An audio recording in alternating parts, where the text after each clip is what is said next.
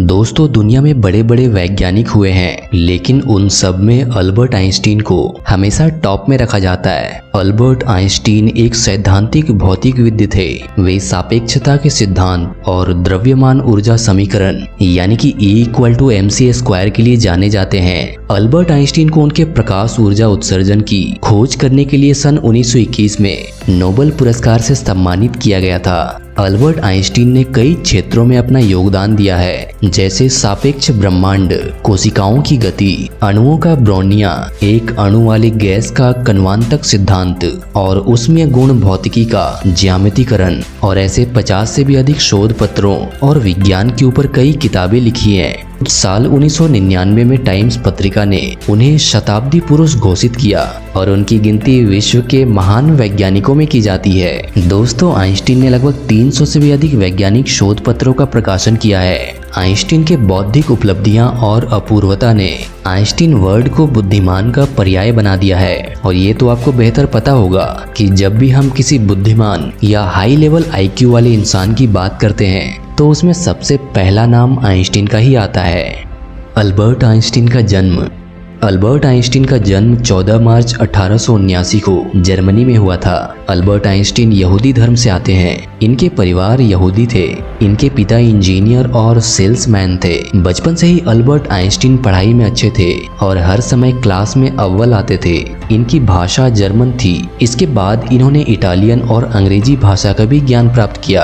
1880 में इनका परिवार म्यूनिख शहर चला गया, जहाँ पर उनके पिता और चाचा ने एक कंपनी खोली थी। यह कंपनी बिजली के उपकरण बनाती थी। एक समय म्यूनिख शहर के मेले में इन्होंने बिजली का इंतजाम भी किया था। उनकी मां ने आइंस्टीन को सारंगी बजाना सिखाया था, लेकिन उन्हें ये पसंद नहीं आया क्योंकि उनकी संगीत के प्रति कोई रुचि नहीं थी। उनकी शुरुआती शिक्षा कैथोलिक प्राथमिक स्कूल में हुई थी। आइंस्टीन ने शुरू में मॉडल और बिजली के यांत्रिक उपकरणों का निर्माण करना शुरू किया। साल 1889 में 10 वर्षीय आइंस्टीन को मैक्स तलमूड ने विज्ञान की महत्वपूर्ण ग्रंथों से परिचय करवाया। तलमूड अल्बर्ट के अच्छे दोस्त थे और साथ ही यहूदी धर्म के छात्र भी थे। तलमूड ने पूरे दिल से कई धर्मनिरपेक्ष शैक्षिक हितों के माध्यम से आइंस्टीन को प्रेरित किया था। आइंस्टीन का वैज्ञानिक समय और कार्य। दोस्तों, अल्बर्ट आइंस्टीन ने अपने पूरे जीवन काल में सैकड़ों किताबें और पन्नों को प्रकाशित किया था। आइंस्टीन ने 300 से भी अधिक वैज्ञानिक और गैर वैज्ञानिक शोध पत्रों को प्रकाशित किया। वे खुद के काम के अलावा दूसरे वैज्ञानिकों के साथ भी सहयोग करते थे, जिनमें बोस आइंस्टीन के आंकड़े, आइंस्टीन रेफ्रिजरेटर और अन्य कई शामिल हैं। ऊष्मागति और अस्थिरता। दोस्तों, जब हम आज आइंस्टीन के बारे में बात कर ही रहे हैं तो आपको आइंस्टीन से जुड़ा एक मजेदार किस्सा सुनाता हूँ। एक बार की बात है जब अल्बर्ट आइंस्टीन कहीं भाषण देने जा रहे थे। रास्ते में जाते समय उनके ड्राइवर ने उनसे कहा कि मैं आपका भाषण इतनी बार सुन चुका हूँ कि लोगों के सामने मैं ही आपका भाषण दे सकता हूँ। उसकी बात सुनकर आइंस्टीन ने उनसे कहा, ठीक है, आज तुम मेरी जगह पर भाषण देना। आइंस्टीन ने पोशाक पहनकर उसकी जगह ले ली और अपनी जगह ड्राइवर को दे दिया।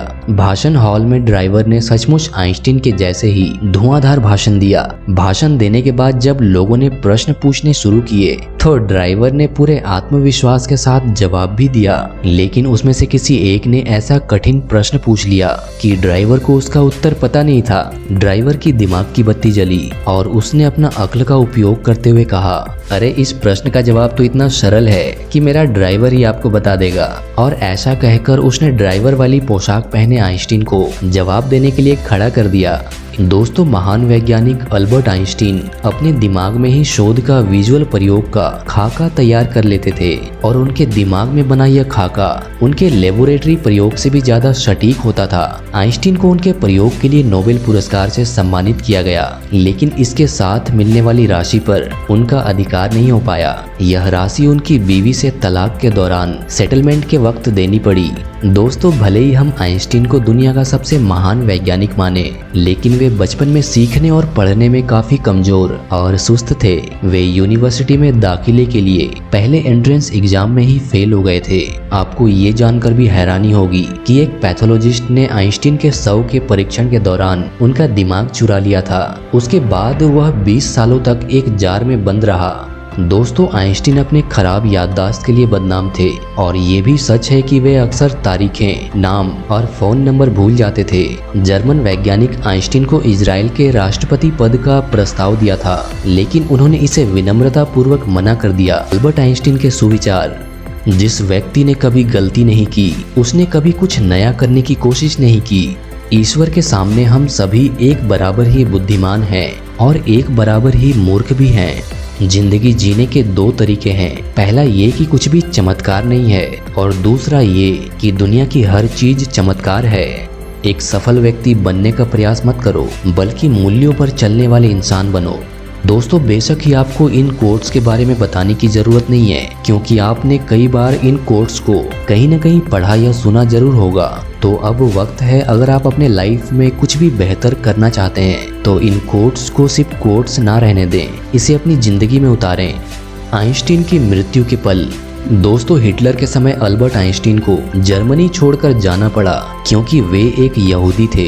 कुछ सालों तक अमेरिका के प्रिंसटन कॉलेज में काम करते हुए 18 अप्रैल 1955 में उनकी मृत्यु हो गई।